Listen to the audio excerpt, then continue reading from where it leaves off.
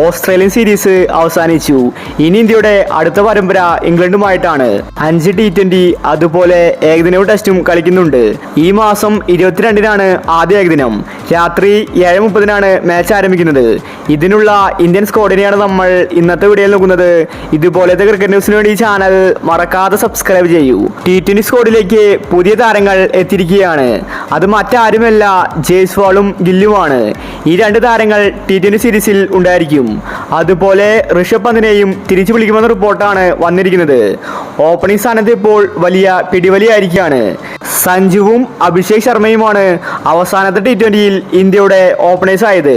ഇപ്പോഴിതാ ഗില്ലും ജയ്സ്വാളും എത്തി. 4 താരങ്ങളാണ് ഓപ്പണിംഗിലുള്ളത്. ആരെ ഇറക്കുമെന്ന സംശയത്തിലാണ് കോച്ച് ഗംഭീർ. പക്ഷേ ഒരു സ്ഥാനം അവിടെ ഫില്ലായിരിക്കുകയാണ്. അത് മറ്റാരുമല്ല, സഞ്ജുവാണ്.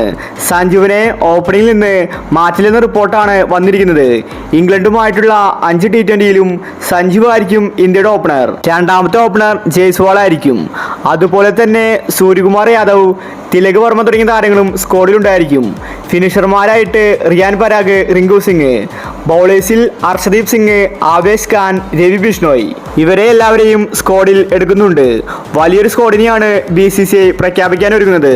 സൗത്ത് ആഫ്രിക്കയുമായിട്ട് T20 പരമ്പര നേടിയതുപോലെ അത്രയ്ക്ക് ഈസി ആയിരിക്കില്ല ഇംഗ്ലണ്ടിനെതിരെ.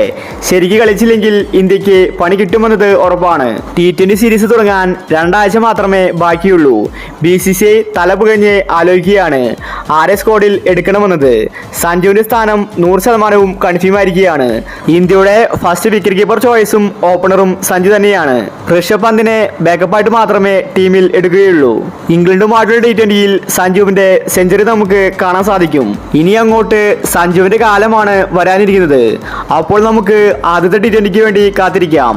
ഇതുപോലത്തെ ക്രിക്കറ്റ് ന്യൂസിന് വേണ്ടി ചാനൽ മറക്കാതെ സബ്സ്ക്രൈബ് ചെയ്യൂ.